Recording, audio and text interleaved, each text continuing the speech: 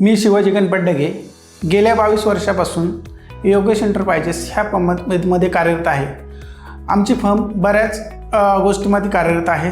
Plotting आहे, development आहे, construction आहे, एज्युकेशन आहे, अशा बऱ्याच गोष्टींमध्ये आमची फर्म कार्यरत आहे।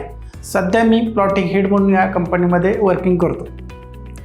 प्लॉटिंग हेड हे वर्किंग करत असताना कंपनीच्या माध्यमातून आणि कंपनीमुळे मला सरासरी 200 ते 300 एकर प्लॉटिंग करण्याचा योग आला आणि हा योग येत असताना बऱ्याचशा गोष्टी या कंपनीकडून मला शिकायला मिळाल्या। हे सगळ्यात जास्त प्लॉटिंग किंवा वर्किंग करताना शिकण्यासाठी मला योगेश एंटरप्राइजेस ह्या फर्मचं योगदान आहे।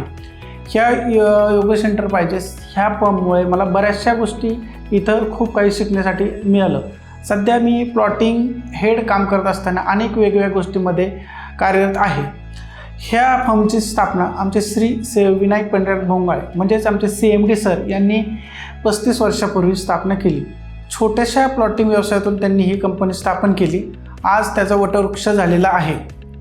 ह्या वटवृक्षाखाली बरेचसे लोक आता वर्किंग करत आहे।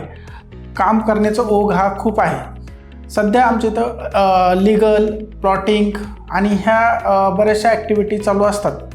ह्या सगळ्या ॲक्टिव्हिटीज करण्यासाठी CMD सर हे भरपूर प्रमाणात प्रोत्साहन करतात। योगेश एंटरप्राइजेस ही फर्म सध्याला आमच्या इथं नवीन जी मुलं येतात त्या मुलांना इथं येऊन काहीतरी वेगळी गोष्ट करण्यासाठी प्रोत्साहित करत असतं। सध्या का त्याला एक वर्कर न समजता काहीतरी नवीन किंवा येणारा मुलगा हा काहीतरी शिकला पाहिजे ह्या गोष्टीने योगेश एंटरप्राइजेस सतत कार्यरत आहे।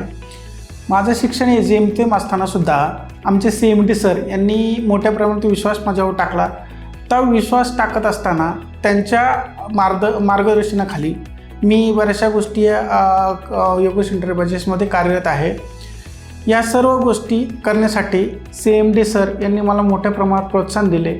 कुठं कसं वागायचं, कुणाशी कसं बोलायचं ह्या गोष्टी त्यांच्या माध्यमातून मला शिकायला मिळाल्या आणि आमच्या CMD सरांमुळे आज मी मोठ्या मोठ्या डीलमध्ये सहभागी असतो।